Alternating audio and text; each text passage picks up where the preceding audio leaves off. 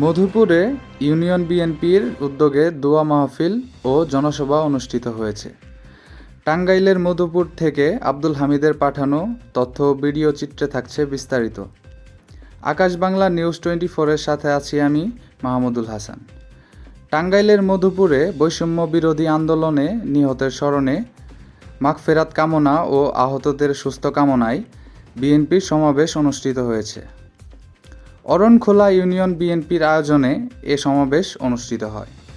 রবিবার 26 জানুয়ারি বিকেলে উপজেলার কাকরাইত উচ্চ বিদ্যালয় মাঠে অনুষ্ঠিত সমাবেশে অরণখোলা ইউনিয়ন বিএনপির সভাপতি হাবিবুর রহমানের সভাপতিত্বে প্রধান অতিথি হিসেবে উপস্থিত ছিলেন বিএনপির জাতীয় নির্বাহী কমিটির সদস্য আলহাজ ফকির মাহমুদ আনাম। বিশেষ অতিথি হিসেবে বক্তব্য রাখেন মধুপুর উপজেলা বিএনপির সভাপতি জাকির হোসেন সরকার এবং উপজেলা বিএনপির সিনিয়র সহসভাপতি এম রতন হায়দার। এর সঞ্চালনায় অন্যান্যদের মধ্যে বক্তব্য রাখেন পৌর বিএনপির সহসভাপতি আনোয়ার খন্দকার লিলি, সাংগঠনিক সম্পাদক ফরহাদ হোসেন তরফদার এবং নাসিম সরকার সহ বিএনপি এবং অঙ্গ সহযোগী সংগঠনের বিভিন্ন পর্যায়ের গুরুত্বপূর্ণ নেতাকর্মীগণ।